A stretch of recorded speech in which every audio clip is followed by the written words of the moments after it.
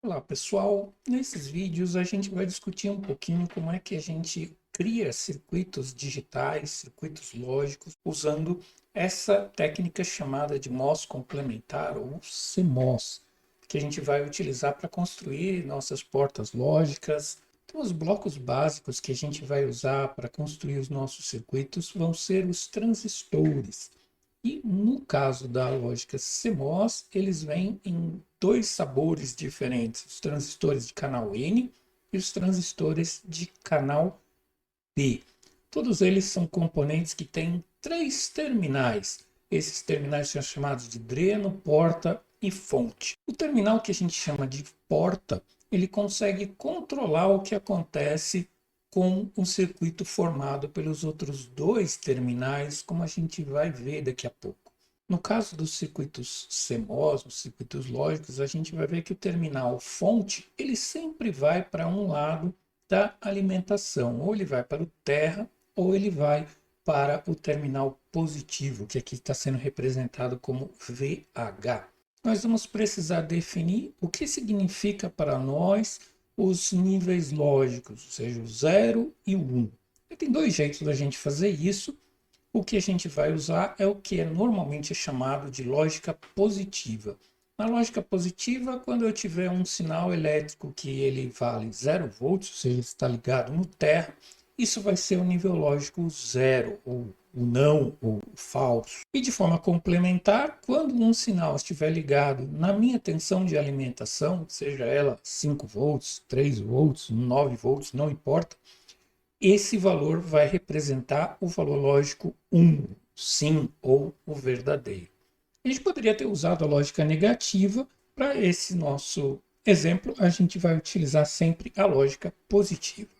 Então, quais são os ingredientes que a gente vai usar para fabricar os transistores dentro do chip? Em primeiro lugar, o mais importante é o silício. Então, todo o chip ele é construído em cima de uma pastilha de silício. O silício que forma um cristal muito regular, em que seus átomos são dispostos em uma estrutura cristalina bem conhecida.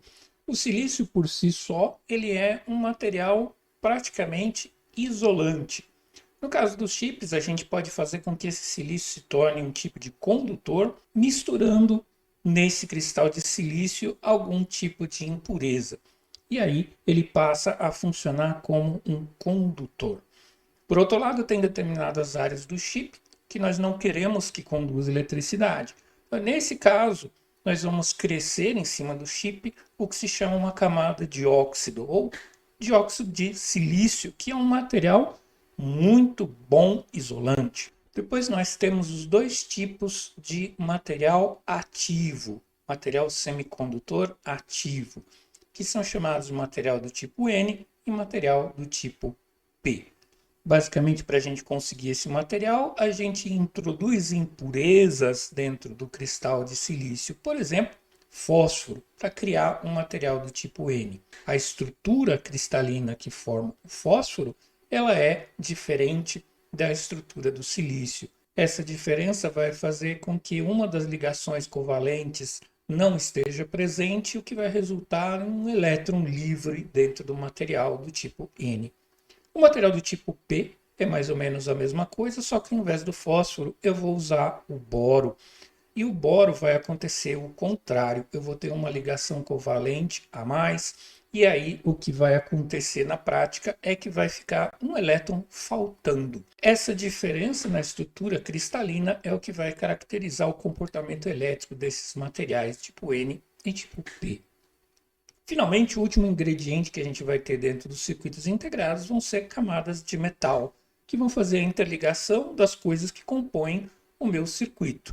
E, geralmente isso é feito depositando metais, como alumínio ou uma mistura de alumínio e titânio. Como que funcionam os nossos tijolos básicos? Então, no primeiro caso, o transistor canal N. Para efeitos do nosso estudo aqui, ele só vai poder ser ligado em duas situações diferentes, como vocês viram, nível 0 lógico e nível 1 lógico. Então, nesse caso aqui, eu tenho uma entrada X e uma saída Y. Se eu conectar essa entrada X na minha tensão de alimentação, O que vai acontecer com esse dispositivo, com esse transistor, é que vai surgir um canal conectando o dreno e a fonte, como se ele fosse um curto-circuito. Então você observa nessa figura, o que acontece é como se na saída do meu transistor estivesse ligado o terra do circuito, por causa desse canal que surgiu. De forma complementar, se eu conectar a entrada ou a porta do meu transistor canal N no terra, ou seja, no nível lógico zero, o que vai acontecer é que não vai se formar nenhum canal. É como se esse transistor não existisse, como se ele não estivesse no circuito. Então, nesse caso, o que vai acontecer com a minha saída? Ela não vai estar ligada em lugar nenhum. Então, no primeiro caso, o nível lógico da porta era o nível zero. No segundo caso, ele é indeterminado. Então, esse circuito com esse transistor N, ele quase funciona como uma porta inversora. Quando você ligou ele no nível lógico alto, ele gerou na saída o nível lógico baixo. Quando você conectou no nível lógico baixo, ele não gerou nada na saída, ele não gerou um nível lógico viável. O outro elemento é o transistor de canal P, que ele vai funcionar exatamente da mesma forma, só que de maneira complementar.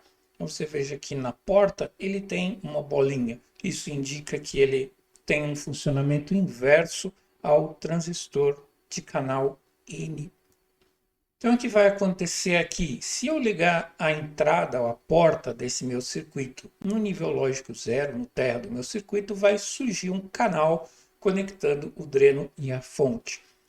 E o que vai acontecer na prática nesse circuito é que a minha saída vai estar fisicamente conectada com a tensão de alimentação.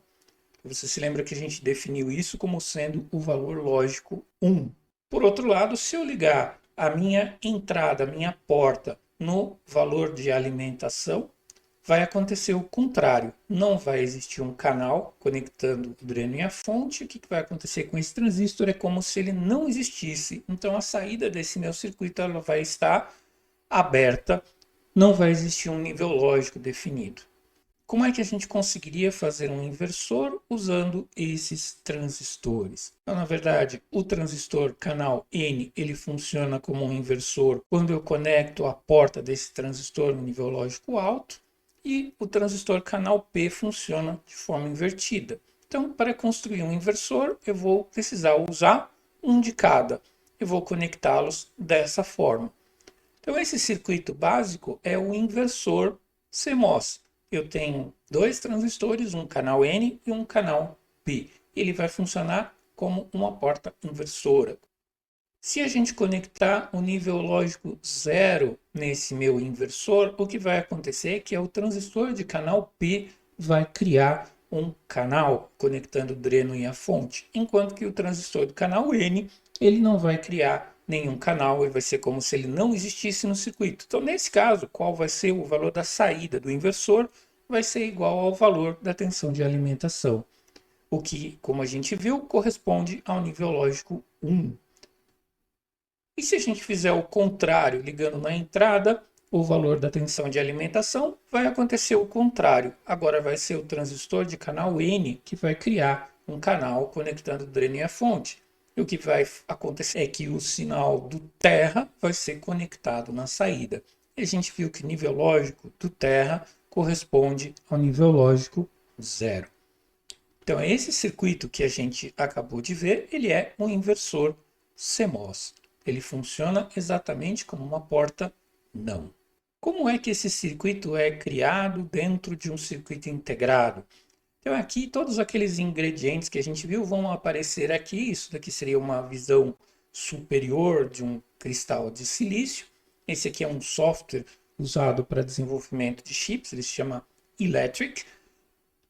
E cada uma dessas áreas coloridas representa uma máscara. Então algumas aqui são fáceis da gente ver, as máscaras azuis aqui correspondem aos metais. Então essa deposição de alumínio e no caso aqui do pretinho, alumínio titânio, onde fazem as conexões entre as camadas. Se você comparar isso com o circuito anterior, você vai ver que aqueles desenhos, as ligações elétricas, estão sendo feitas aqui usando uma parte esse desenho azul, que é o metal, alumínio, e uma parte usando esse desenho vermelho, essa máscara vermelha, que é o silício policristalino, que funciona como um bom condutor. Então, essas áreas que estão do lado de cima vão ser sempre os transistores de canal P. E a parte que vai estar embaixo vão ser sempre os transistores de canal N. Então, no lado de cima você vai encontrar um poço de material do tipo N, nessa região verde, que é a região ativa do transistor.